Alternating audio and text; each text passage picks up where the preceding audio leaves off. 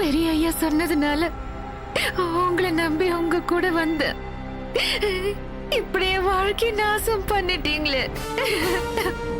கல்பனா, நான் ஒண்ணு எதிர விளையாடணும்னு அறிவில் உனக்கு? இப்படி நான் விளையாட்டுத்தனமா இருக்கிறதுனாலதான் உங்களால என் மேல ஈஸியா கை வைக்க முடிஞ்சது. ஒரு பொண்ணு எதுல வேணாலும் போய் சொல்லுவா, செத்தாலும் தன் கற்பை இழந்தவன்னு போய் சொல்ல மாட்டா.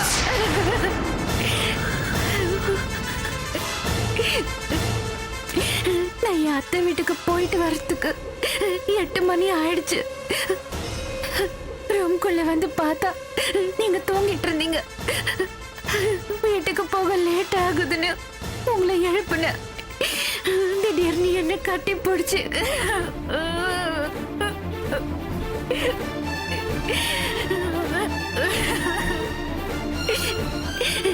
என்னை காப்பாத்திக்கிறதுக்காக உங்ககிட்ட நான் கெஞ்சின கதறின.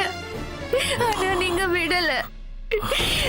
நான் எவ்வளவு போராடி பார்த்தேன், என்னால முடியல.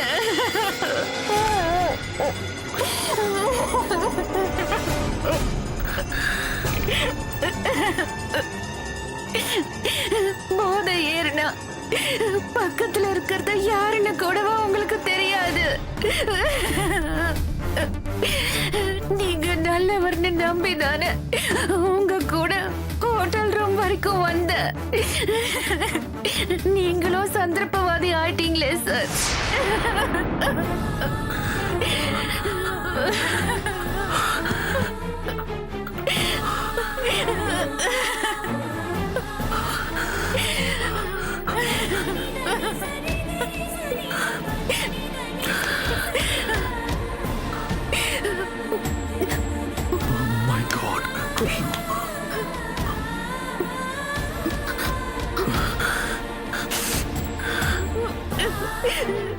Sorry Kalpana,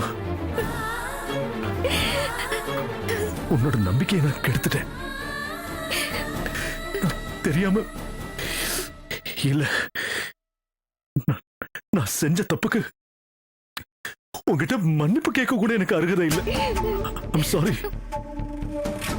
sir. நீங்க அழாதீங்க சார். நான் உங்க கூட ஹோட்டல் ரூம் வரைக்கும் தனியா வந்ததே தப்பு. நீங்க போதையில் இருக்கும் போது உங்களை நான் எழுப்பியிருக்க கூடாது. அது ஏன் தப்புதான். இல்ல கல்பனா, இல்ல, நான் தான் தப்பு பண்ணிட்டேன். சார் அழாதீங்க சார். இனிமே நானும் அழ போறதில்ல.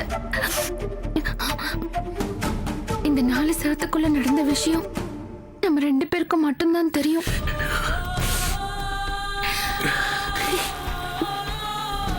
நீங்க நடந்ததை மறந்துடுங்க.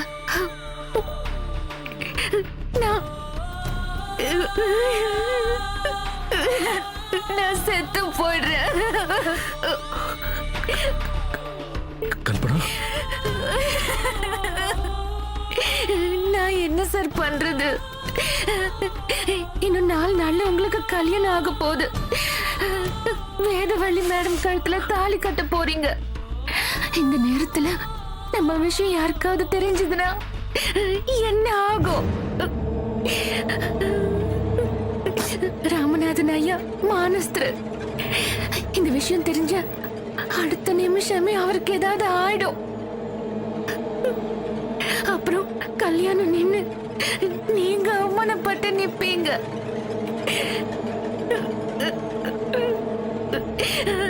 இதெல்லாம் பாக்குற தைரியமும் தெம்பும் எனக்கு இல்ல சார்.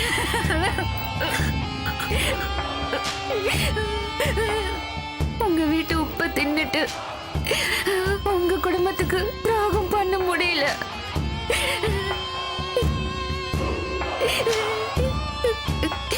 உங்க கையால ஏதாவது விஷத்தை வாங்கி கொடுங்க, தின்னுட்டு நான் செத்து போயிடுறேன். இதை தவிர வேற வழி தெரியல. கெட்டு போனவங்கிற பேரோட நிம்மதி இல்லாம தினம் தினம் செத்து பழைக்கணுமே. கல்பனா ப்ளீஸ் அப்படிலாம் பேசாத. நான் பண்ண தப்புக்கு நான் தானே சாகணும். சத்தியமா சொல்றேன் கல்பனா, இது வரைக்கும் யாரையும் நான் தப்பா பார்த்ததும் இல்லை, துரோகமும் பண்ணதில்லை. ஆனா இது எப்படி நடந்ததுன்னு எனக்கு தெரியல. என்ன மன்னிச்சிரு கல்பனா, வேணும்னா நான் காலில் கூட விடுறேன். நடக்காத விஷயத்த நடந்ததுன்னு மன்னிப்பு கேக்குறியா? இனிமே நீ எனக்கு அடிமை. இந்த ஒரு காரணம் போதும் உன்னை என் கழுத்துல தாலி கட்ட வைக்க. சுந்தர், நீ இனிமே என்னோட ப்ராப்பர்ட்டி. உன்னை சேல் பண்ண விட மாட்டேன்.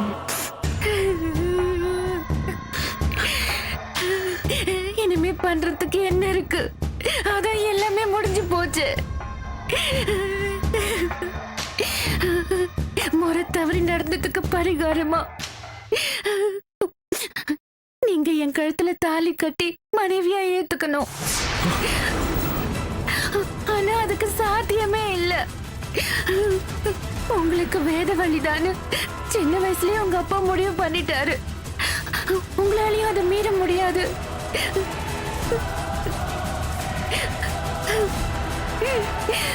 பத்திரிக்கை அடிச்சு ஊர் முழுக்க கொடுத்தாச்சு. இன்னும் 4 நாள்ல கல்யாணம். இனிமே நான் நடந்ததை நினைச்சு கண்ணீர் விடுறதை தவிர வேற எந்த பலனும் இல்ல.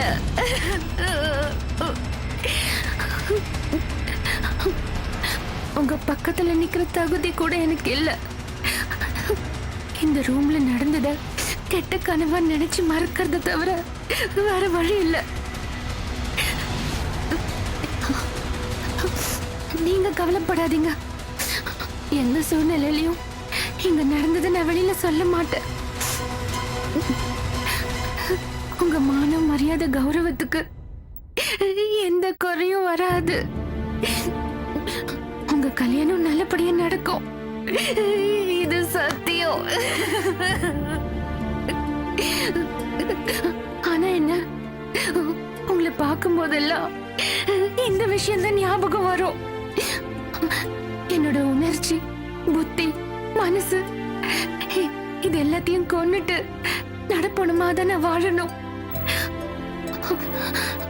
உங்களுக்காக நான் அதை செய்யறேன். நீங்க கவலைப்படாதீங்க. இங்க நடந்த விஷயத்த எங்க வீட்டுக்கு தெரியாம பாத்துக்கணும். தன்னோட பொண்ணு கல்யாணத்துக்கு முன்னாடி கெட்டு போனவன்னு தெரிஞ்சா என் அப்பா அம்மா உயிரை விட்டுருவாங்க. முதல் தடவையா நான் அவங்க கிட்ட போய் சொல்ல போறேன். அவங்கள ஏமாத்த போறேன். அதுவும் உங்களுக்காக தான்.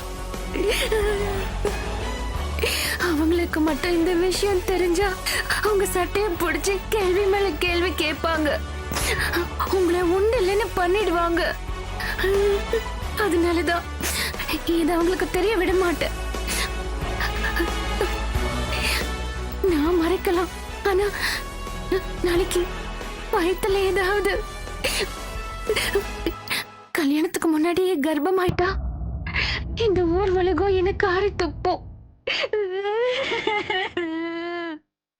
அதுக்கு முன்னாடி இந்த கர்ப்பத்தை கழிக்கணும். அப்ப கூட ஹாஸ்பிட்டல் செலவுக்கு வீட்டுல தானே கையேந்தி நிக்கணும். அப்ப தெரிஞ்சுட்டா என்ன பண்றது? அதான் ஒண்ணுமே புரியல. 20,000 30,000 செலவாயிட்டா அவ்வளவு பணத்துக்கு நான் எங்க சார் போவேன்?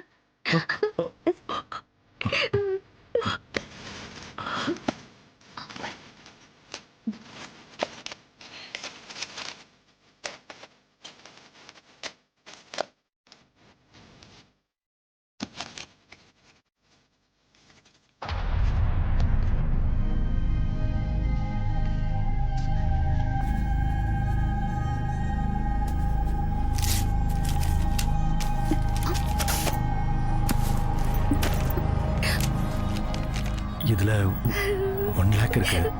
இன்னும் வேணும்னா பரவாயில்ல சார், தேவைப்பட்ட மட்டும் நான் டிராப் பண்ணிக்கிறேன். சார் நீங்க கொஞ்சம் வெளியில இருங்க, நான் ட்ரெஸ் எல்லாம் கொஞ்சம் அட்ஜஸ்ட் பண்ணிக்கணும்.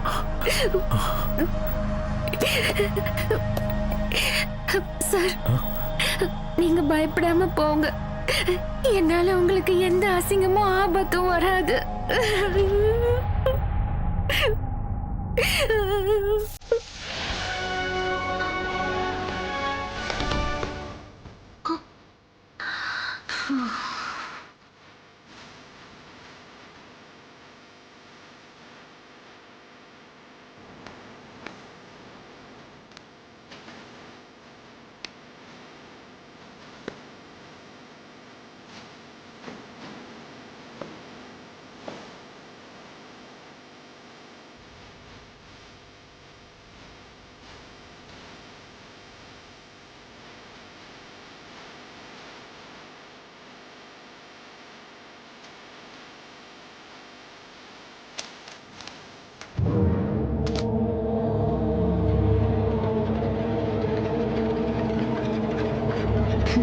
இன்னைக்கு செக்கில் சுந்தரராஜன் நீ கையெழுத்து போட்டு கொடுத்துருக்க.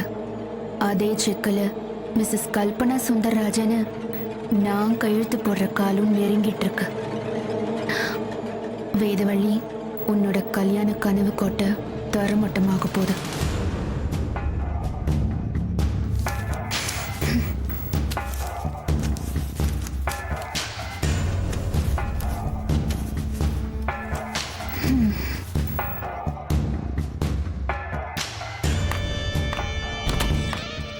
போலாம் சார்.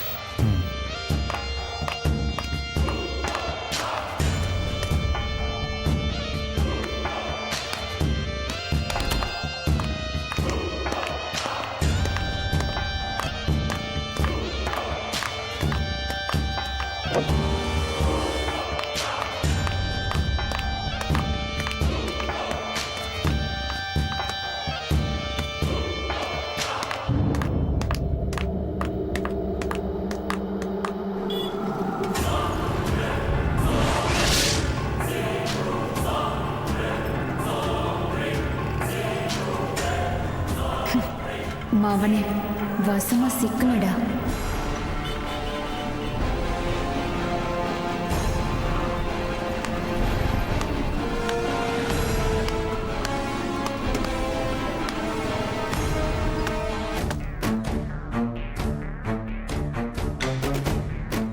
இந்தாங்க காஃபி குடிங்க.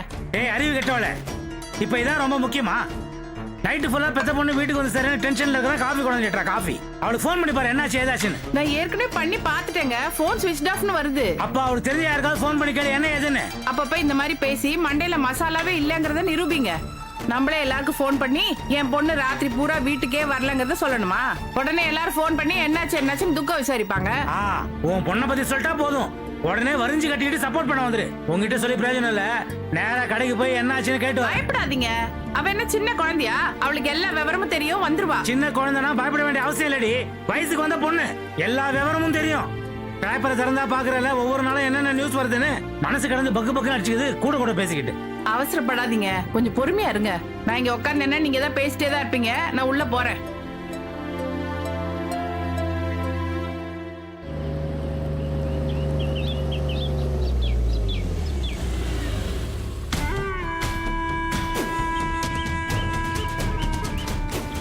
சார் நீங்க கிளம்புங்க, எங்க வீட்டை நான் சமாளிச்சுக்கிறேன். அம்மாவும் அப்பாவும் கோவமா இருப்பாங்க. உங்களை பார்த்தாங்கன்னா எங்க பெர்மிஷன் இல்லாம எங்க பொண்ணு நைட்டு எங்க கூட்டிட்டு போனீங்கன்னு உங்களை திட்டுவாங்க. அது உங்களுக்கு அசிங்கமாயிடும். என்னாலையும் அதை தாங்க முடியாது. திட்டினாலும் அடிச்சாலும் அது என்னோட போகட்டும், நான் பார்த்துக்கிறேன்.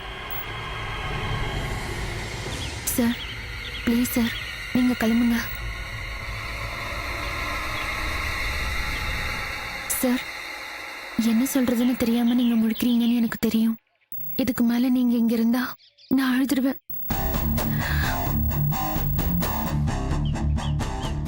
சாரி கல்பனா, நீ வீட்டுக்கு போ.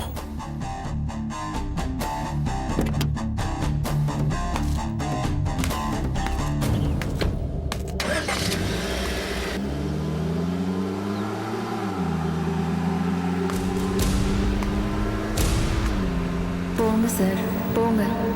உங்களுக்கு ஆப்பு பின்னாடியே வருது.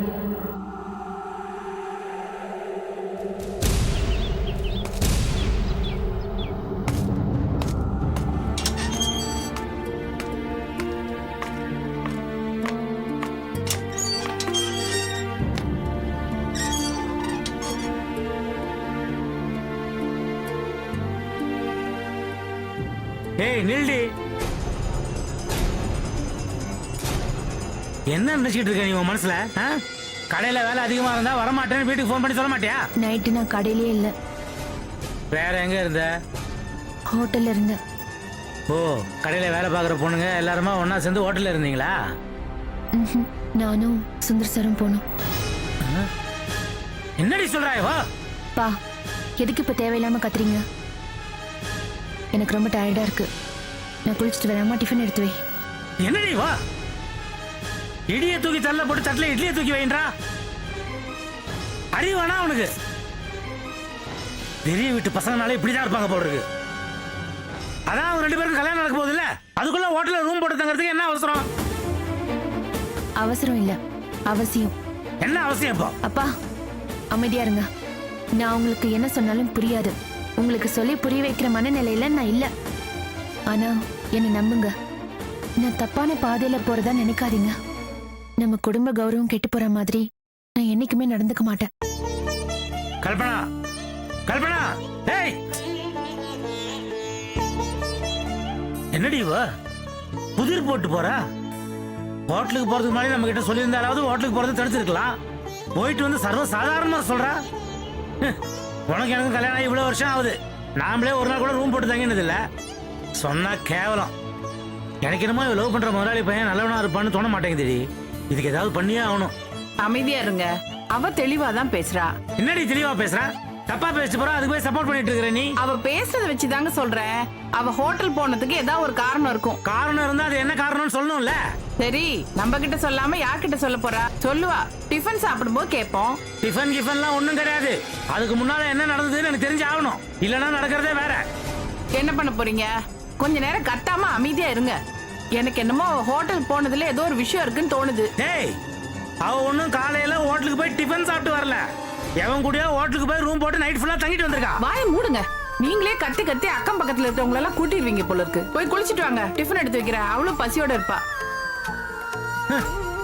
பொண்ணு ஒருத்த கூட ராத்திரி ஃபுல்லா ஹோட்டல்ல தங்கிட்டு வந்திருக்கா. அதை பத்தி கொஞ்சம் கூட கவலை இல்ல. காபி குடி, இட்லி எடுத்து வைக்கிறேன்னு சோத்து முண்டம். இதோட எப்படிதான் குடும்பம் நடத்துறேனோ.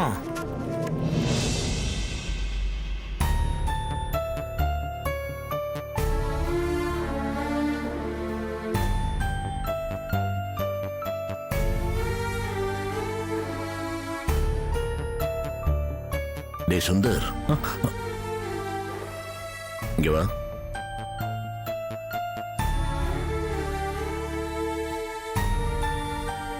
அப்பா, என்னாச்சு? ஏண்டா முகம்லாம் ஒரு மாதிரி இருக்கு? ஒண்ணு இல்லப்பா. ஒன்னும் இல்லையே. சரி, நைட்டெல்லாம் மட்டும் தகவலே இல்லை. என்னாச்சு, என்ன பண்றேன்னு ஒன்றும் புரியல. நான் உனக்கு ஃபோன் பண்ணி பார்த்தா சுவிட்ச் ஆஃப்னு வந்துகிட்டு இருக்கு. அப்புறம் நீ பார்க்க போனே அந்த சைனீஸ் பார்ட்டி, அவளுக்கு ஃபோன் பண்ணா ஊருக்கே போய் சேர்ந்தாச்சுன்னு சொல்றாவ. அப்புறம் இன்னொன்னு, அவளுக்கு நீ ஒரு சாரி பிரசன்ட் பண்ணில, அது அவளுக்கு ரொம்ப பிடிச்சு போச்சான். அவ நம்ம கம்பெனியோட டீலிங்ஸ் வச்சுக்கிறதுக்கு ரொம்ப சந்தோஷப்படுறா. அதை கேட்க எனக்கு சந்தோஷமா இருந்துச்சு. நீ போனே அவளோட எக்ரிமெண்ட் போட போன. நீ அந்த எக்ரிமெண்ட் கையெழுத்து போட்டு வருவேன், உன்னோட சேர்ந்து கோடவுன் போனான்னு வெயிட் பண்ணா உன்னை போன்லயும் கனெக்ட் பண்ண முடியல. உன்னாலதான் போன் பண்ண முடியல. கல்பனா போன் பண்ண சொல்லி இருக்கலாம்ல. அது வந்துப்பா, சொல்ல மறந்துட்டேன்பா. சுகுமார் இல்லப்பா, அதான்ப்பா என் ஸ்கூல்மேட் சுகுமார். ஆமா, அவனுக்கு என்ன? அவனுக்கு ஆக்சிடென்ட் ஆயிடுச்சுப்பா. ஆக்சிடென்டா? ஆமாப்பா, சர்ஜரி ஆபரேஷன் பண்ணணும்னு சொன்னாங்க. அவன் கூட அங்க யாரும் இல்லை, அதனால நாங்க இருக்க வேண்டிய சூழ்நிலை வந்துருச்சுப்பா. நான் ஃபோன் பண்ணி சொல்ல முடியல. நீங்க ஃபோன் பண்ணும்போது ஃபோன் ஸ்விட்ச் ஆஃப் ஆயிடுச்சுப்பா. அதனால பரவாயில்ல. இப்ப எப்படி இருக்கான்? பரவாயில்லப்பா, டாக்டர் ரெஸ்ட் எடுத்தா சரியாயிடும்னு சொன்னாங்க. ஆமா, கல்பனா நம்ம கல்பனாடா உங்க கூட தானே இருந்தா? அவளை சேஃபா கொண்டு வீட்டுல விட்டு வந்தேன்னு கேக்குறேன். அப்பா, ஆக்சுவலா ஒரு முக்கியமான விஷயம். நேற்று நைட்டு என்ன நடந்துச்சுன்னா தெரியும்.